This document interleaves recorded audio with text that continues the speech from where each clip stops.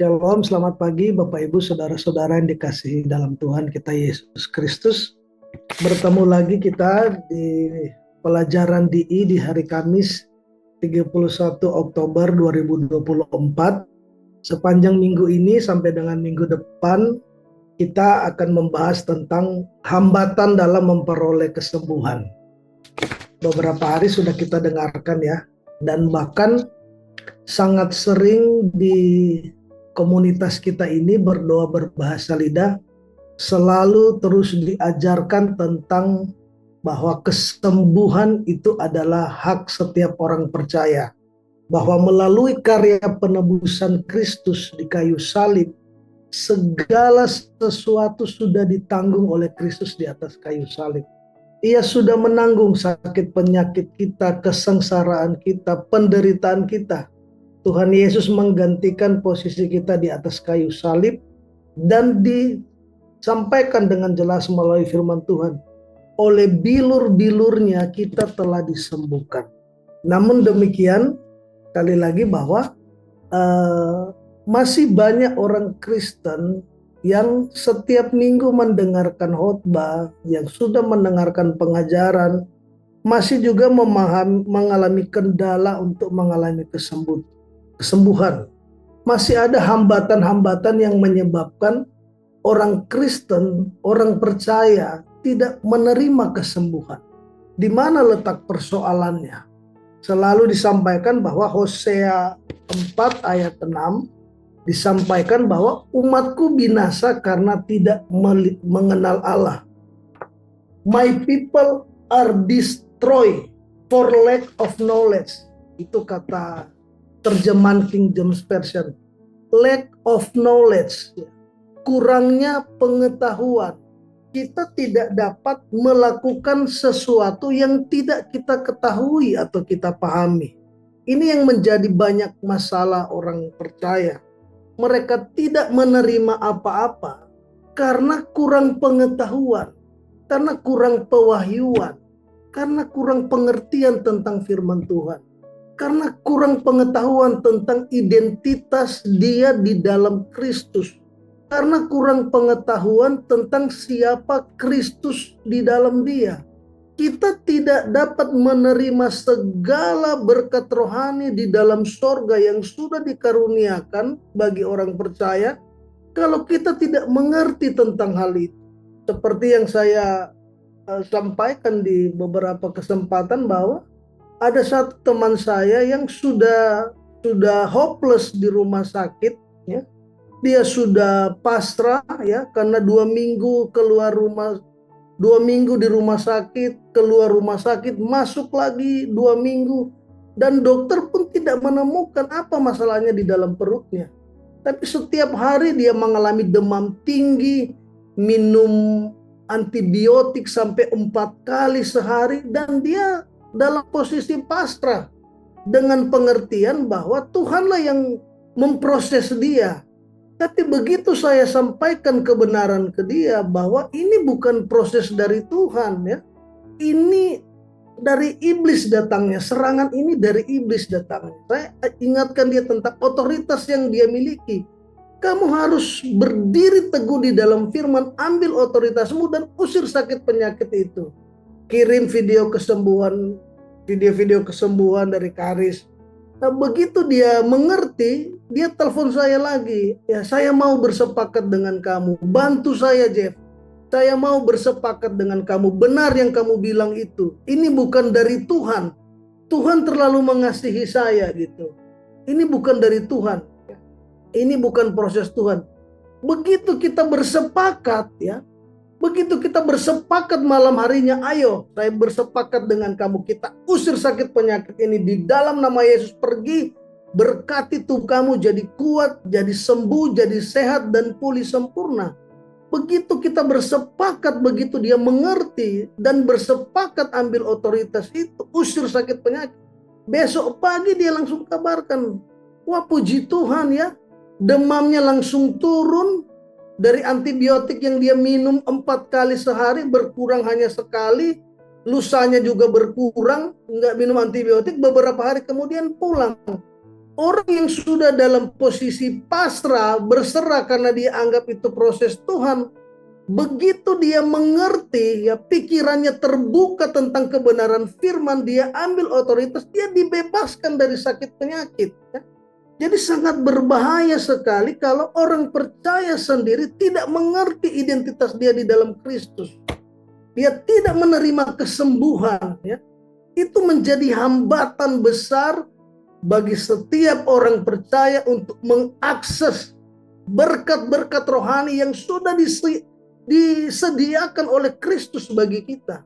Kesembuhan itu milik kita. Tapi kalau kita tidak tahu itu milik kita, maka kita juga tidak tahu bagaimana cara meraihnya, bagaimana menerimanya. Kita mengabaikan apa yang menjadi milik kita karena kurangnya pengetahuan.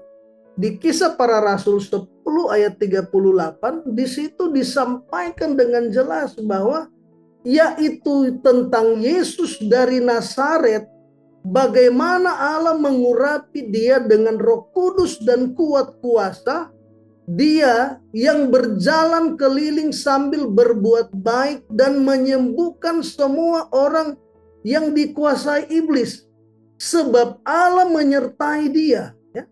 Firman Tuhan menyampaikan bahwa kemanapun Tuhan Yesus pergi dan bertemu orang-orang, semua orang-orang itu disembuhkan. Orang yang bertemu Yesus disembuhkan. Orang yang mencari Yesus, yang percaya dia disembuhkan. Ya. Perempuan yang sakit pendarahan, 12 tahun dia menderita, 12 tahun dia berusaha untuk menerima kesembuhan dari dokter, uangnya sudah habis, sudah melakukan segala upaya, ya. Dia tidak mengalami kesembuhan sampai pada satu titik imannya bangkit dan dia bilang, asal ku sentuh saja jumbai jubahnya, aku akan sembuh. Dan itu terjadi bagi dia. Begitu dia menyentuh jumbai Yesus dengan iman, transfer kuasa kesembuhan itu terjadi dan di detik itu juga dia disembuhkan. Tidak ada orang yang tidak disembuhkan oleh Tuhan kecuali mereka tidak percaya. Meskipun bertemu dengan Yesus, tapi kalau tidak percaya maka tidak akan terjadi kesembuhan. Di Matius 13 ayat 58 dibilang, dan karena ketidakpercayaan mereka, tidak banyak mujizat diadakannya di situ. Ketika Tuhan Yesus pulang kampung, ya, orang-orang di sekitar dia sudah tahu siapa mamanya, siapa papanya, dan menilai Yesus sebagai manusia. Dan karena itu, meskipun orang banyak berkumpul, tapi karena orang-orang tidak percaya, maka firman Tuhan bilang tidak banyak mujizat diadakannya di situ. Meskipun mereka bertemu Yesus. Artinya, meskipun orang-orang sudah percaya, sudah menerima Yesus sebagai Tuhan dan Juru Selamat, ya, Allah sudah berdiam di dalam mereka. Yesus sudah berdiam di dalam diri mereka. Tapi kalau tidak percaya, meskipun masuk surga, meskipun menerima hidup yang kekal, mereka tetap mengalami hambatan untuk menerima kesembuhan. Karena apa? Karena ketidakpercayaan. Percaya menerima hidup kekal, tapi masih percaya hal-hal yang menghambat terjadinya kesembuhan. Bahwa Tuhan mengizinkan sakit penyakit, ini proses dari Tuhan. Ini untuk memurnikan saya supaya saya naik level, supaya makin kuat, makin murni, ya, diuji dan lain sebagainya. Orang-orang percaya dengan mental seperti ini pun akhirnya tidak bisa menerima kesembuhan, dan itu menjadi hambatan bagi mereka, ya. Orang-orang yang mempercayai Yesus sebagai Tuhan yang ajaib, yang bangkit di hari ketiga, yang sanggup membangkitkan orang mati, tapi di sisi yang lain juga memiliki ketidakpercayaan yang tersamar secara rohani. Karena dengan mentalnya seperti yang disebutkan tadi, orang kemudian menjadi bimbang. Di satu sisi percaya Yesus bisa menyembuhkan, tapi di satu sisi juga percaya bahwa itu diizinkan Tuhan, sehingga orang menjadi bimbang. Firman di Markus 9 ayat 23 berkata, Jawab Yesus, katamu jika engkau dapat, tidak ada yang mustahil bagi orang percaya. Ya. Ketika orang percaya, tidak ada yang mustahil. Yakobus 1 ayat 6-7 berkata seperti ini. Hendaklah ia memintanya dalam iman dan sama sekali jangan bimbang. Sebab orang yang bimbang sama dengan gelombang laut yang diombang-ambingkan kian kemari oleh angin. Orang yang demikian janganlah mengira bahwa ia akan menerima sesuatu dari Tuhan. Orang yang bimbang pasti tidak akan menerima apa-apa. Karena memiliki pikiran yang ganda. Di satu sisi mempercayai Yesus sanggup menyembuhkan, tapi sisi yang lain memiliki pikiran yang menghambat kesembuhan itu terjadi. Jadi orang yang bimbang jangan mengira dia akan menerima sesuatu dari Tuhan. Dia orang percaya tapi bimbang, dan itu menjadi hambatan dia menerima kesembuhan. Yohanes 11 ayat 40 berkata, bukankah sudah kukatakan kepadamu, jika engkau percaya, engkau akan melihat kemuliaan Allah. Markus 9 ayat 23 tadi disebutkan, tidak ada yang mustahil bagi orang percaya. Problemnya adalah orang-orang yang percaya tidak konsisten berdiri di atas firman Tuhan.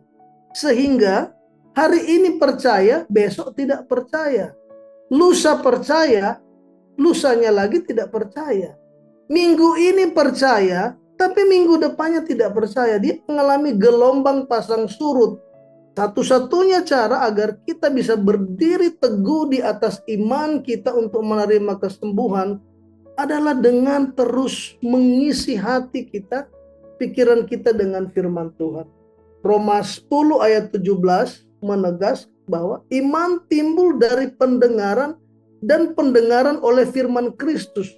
Yang dimaksud dengan firman Kristus adalah firman yang kita renung-renungkan. Pendengaran oleh firman Kristus dimaksud adalah firman yang kita renung-renungkan dan kita mendengar Tuhan bicara dari firman itu. Bahwa kesembuhan ini milik kamu. Dan kalau kita mendengar langsung dari Tuhan, itu tidak akan pernah hilang. Itu akan bertahan selama-lamanya. Apapun fakta yang kita lihat, apapun perkataan orang, kalau kita dapat pewahyuan dari firman Tuhan, itu tidak akan hilang dan kita akan berdiri teguh di atasnya sampai kita menerima janji firman itu terjadi di hidup kita.